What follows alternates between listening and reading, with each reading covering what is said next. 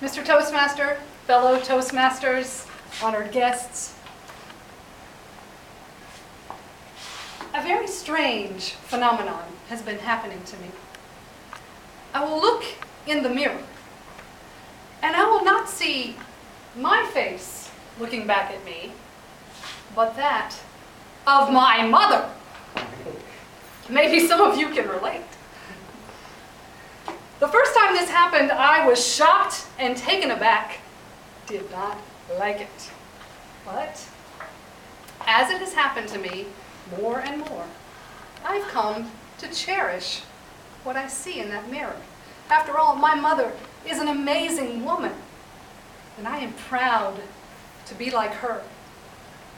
Yesterday was my mother's birthday, and this speech is my gift to her. Lucinda is her name, a very beautiful name, I think, just like her. She is a gracious host.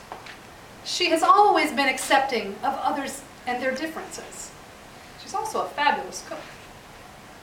She is intelligent and wise, and her organizational skills cannot be surpassed.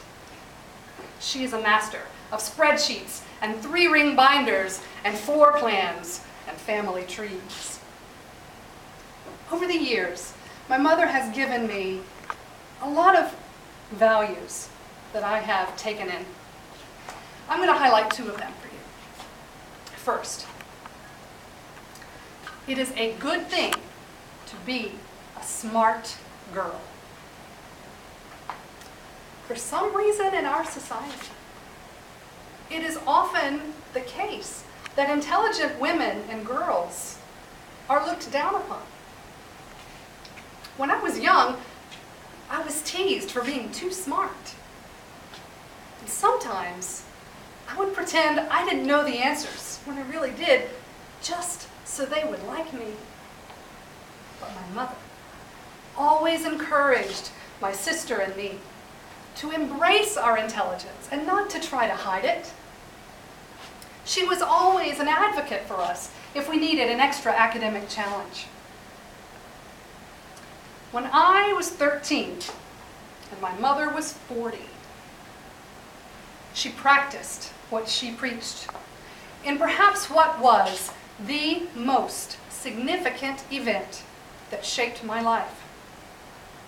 We moved from the small, rural town of Como, North Carolina, to the big city of Chapel Hill, where my mother pursued her master's degree in biostatistics.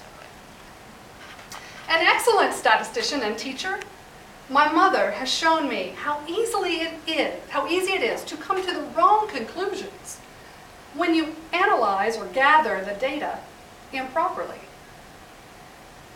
Because of the role model of my mother, I know that smart girls are an asset to our society. You just have to look at the data from the right perspective. The second thing I want to share is that family is important. And it's important to understand where you come from. My mother has always loved genealogy. And from a very young age, I've been attending annual family reunions. And I know the difference between first cousins and second cousins and first cousins once removed. Now here you go. My first cousin's children are my first cousins once removed, or one generation. Okay? And my first cousin's children are second cousins to my children. Now you know. She has painstakingly and patiently, and sometimes giddily, tracked every little piece of our family history puzzle. And she has traced our family back 7 to 10 generations, depending on which line you follow. I want you to look at something. I asked her for a printable copy of my family tree. This is my mother's side of the family, and this is my father's. going back 7 generations, both sides.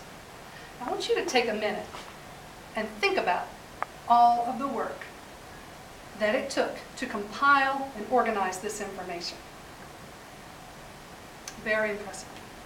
Now, while I've not always been as enthusiastic as my mother might have been in some of her genealogical discoveries, I have always been inspired by her dedication to this project.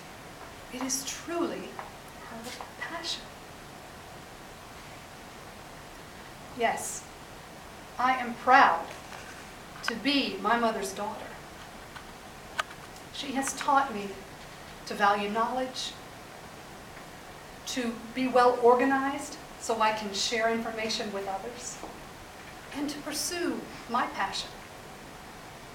So I hope you can see why I really like it. When Lucinda's reflection appears in Helen's mirror. I love you, Mommy. Happy birthday, Mr. Toastmaster.